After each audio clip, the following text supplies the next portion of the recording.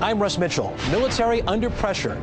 As a famous unit ships the last of its forces to Iraq, questions grow about U.S. readiness in the rest of the world. Think small. Is shrinking the size of the family car the best route to increasing gasoline mileage? Death of an athlete. A high school track star dies at age 17, and a common over-the-counter medical product gets the blame. This is the CBS Evening News with Russ Mitchell. And good evening. Once again, the battle for Iraq is striking close to home here in the U.S., with repercussions that could be felt around the world. The last stateside-based members of the famed 82nd Airborne are packing up this evening to leave Fort Bragg, North Carolina for duty in Iraq. Joey Chen is in Washington tonight with more on the deployment and the strain on the Pentagon's manpower. Joey, good evening. Good evening, Russ. And this is only going to be the second time since World War II that the entire 82nd Airborne will be deployed overseas. Just one more sign of how thinly stretched the Army is right now. Tonight, what's left of the 82nd Airborne flies to Kuwait on its way to Iraq for a one-year tour. For decades, the 82nd Airborne has been the go-to team in a time of crisis, but now they are all deployed. The surge is in full swing, but some worry its demands could be draining America's ability to respond to a crisis. We are in a pretty tight position on being able to respond rapidly the way we usually would like to. Of the Army's 44 combat brigades, nearly half are now in Iraq or Afghanistan. We can't keep this level of commitment up indefinitely, in my judgment, with the size Army and Marine Corps that we have. More than 400,000 U.S. troops have served multiple tours in Iraq or Afghanistan. 20 combat brigades have been deployed twice. 11 brigades have had 3 tours or more. We are deeply committed in Iraq, and the longer we stay there and the more troops we add, the less flexibility we have to respond elsewhere in the world. Although the Pentagon admits readiness has been compromised, commanders say if an emergency happened elsewhere in the world, they could draw ground troops from Iraq and units recuperating at bases back in the U.S. But it won't be easy. Most of that Army has its equipment in depot, or its people on leave, or its reservists deactivated or at least temporarily back with their families. Right now, in the very final moments for the 82nd Airborne, as you see, they are down in Fort Bragg, North Carolina at this hour, getting on to the last flights on their way overseas and into combat.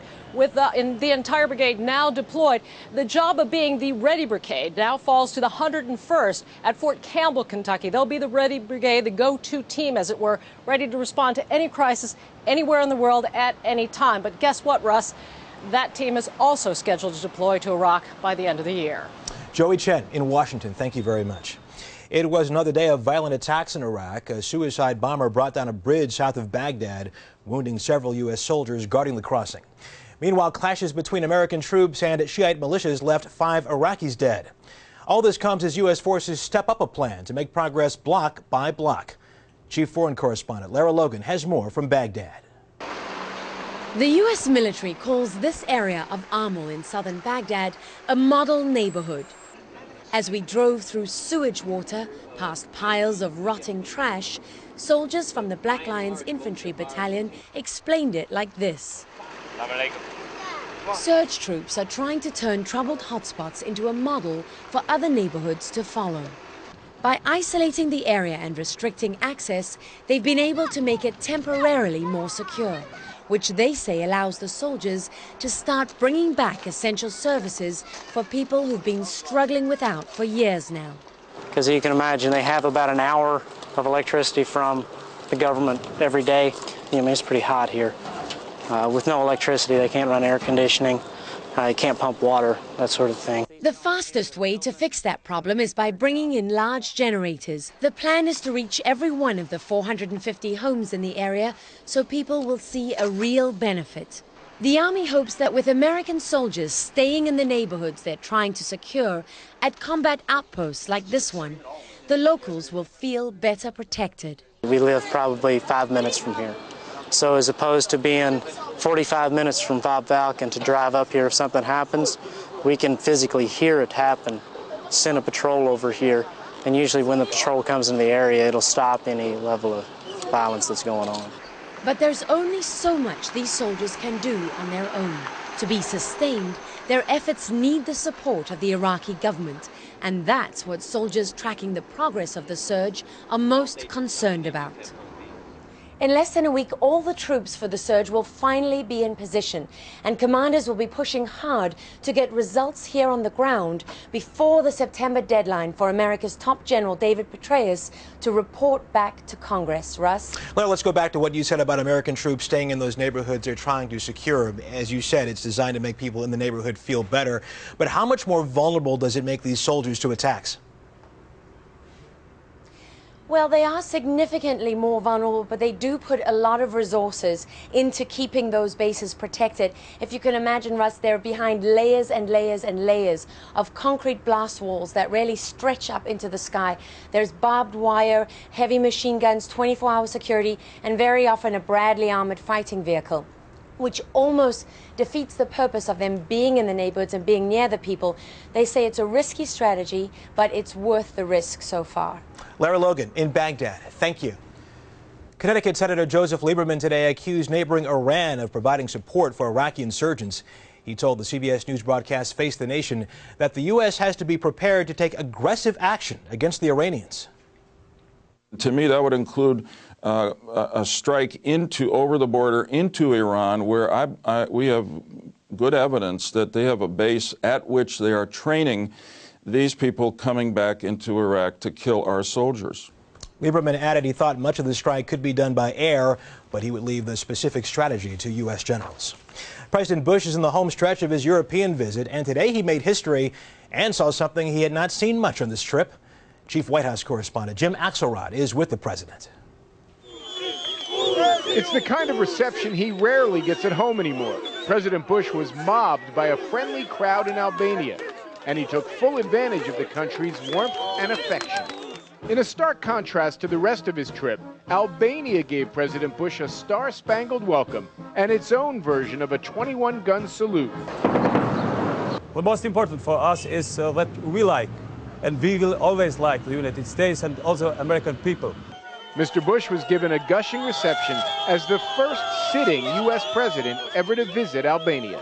This visit today hopefully will send the signal to the people of Albania, you can count on America, just like America can count on you. Here's something you don't see every day, a larger-than-life picture of President Bush and a dozen American flags welcoming him to a European capital. Albanians are grateful to President Bush for his support for making Kosovo and its mostly Albanian population independent of Serbia. I happen to believe it's important to push the process along. You know, time is now. That's why this mostly Muslim country named streets after George W. Bush, and why Albania has returned the support with several hundred troops in Iraq. Today is a beautiful day. Today is a great day, historic for all Albanians. Among us is the greatest and most distinguished guest we had ever had in all times. President Bush makes one last stop on his European trip, Bulgaria, and then heads back to Washington, sure to remember the kind of reaction here he can't get at home. Jim Axelrod, CBS News, with the president in Tirana, Albania. And still to come on tonight's CBS Evening News, take a ride in the microcar. Less space, more mileage.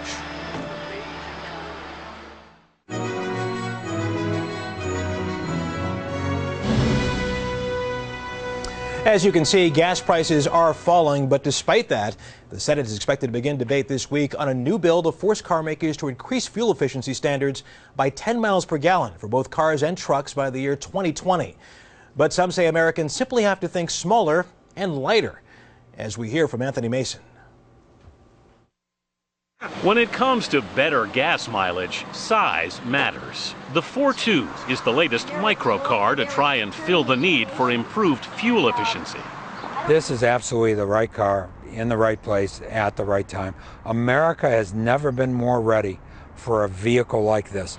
It saves on gas by averaging 40 miles a gallon, almost double current fuel efficiency standards. And the sleek compact, set to hit U.S. streets next January, is half the weight of average cars. People with families would probably use this as a commuter car. But getting drivers to think smaller is a huge challenge. Americans love their space. Our cars are roomier and heavier than they were a generation ago. And despite improvements in technology, gas mileage in similar car models has actually gotten worse.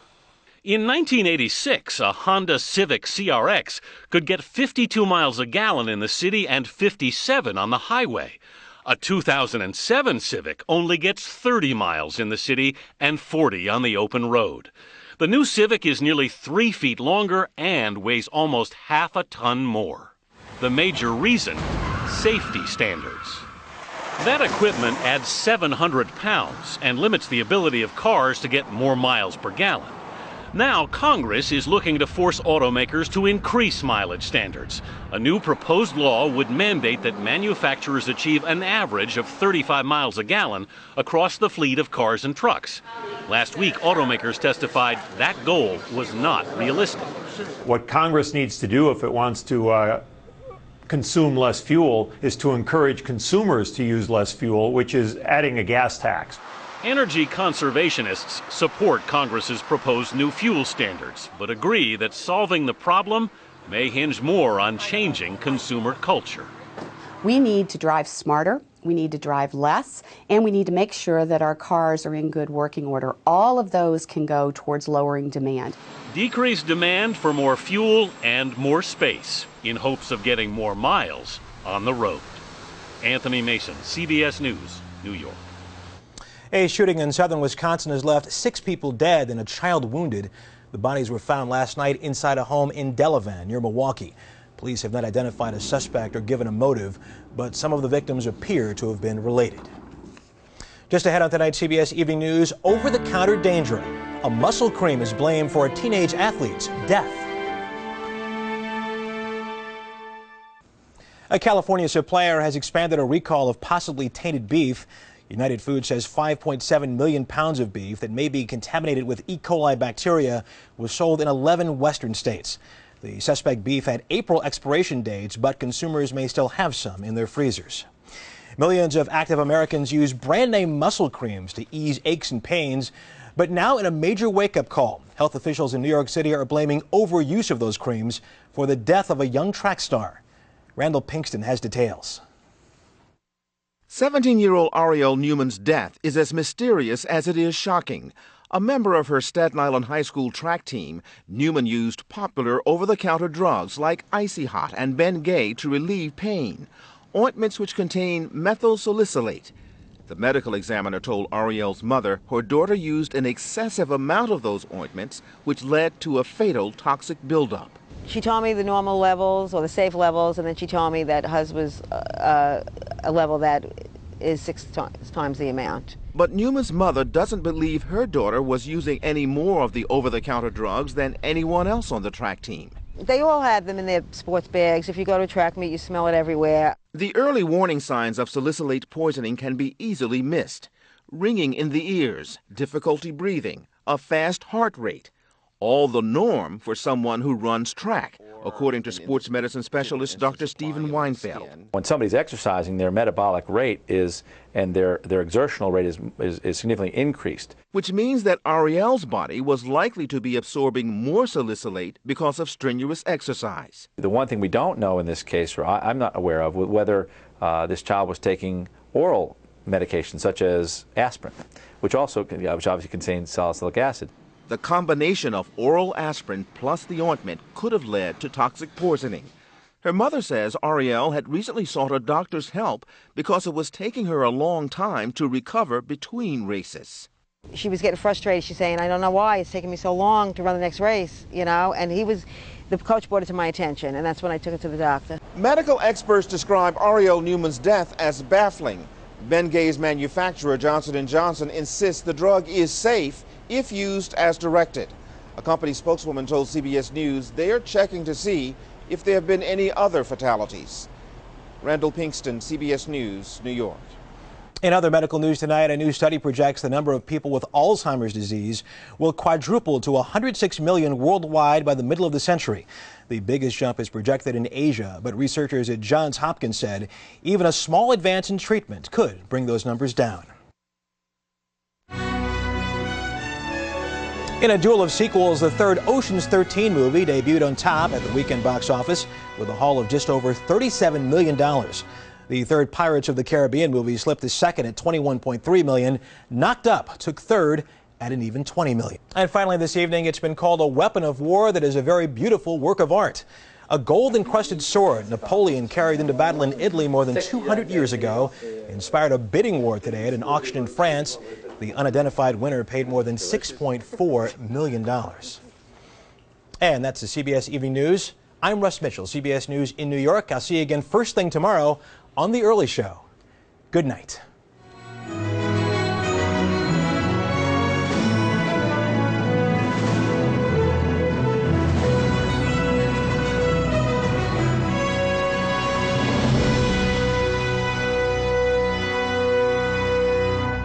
CBS News. See it now, anytime, anywhere.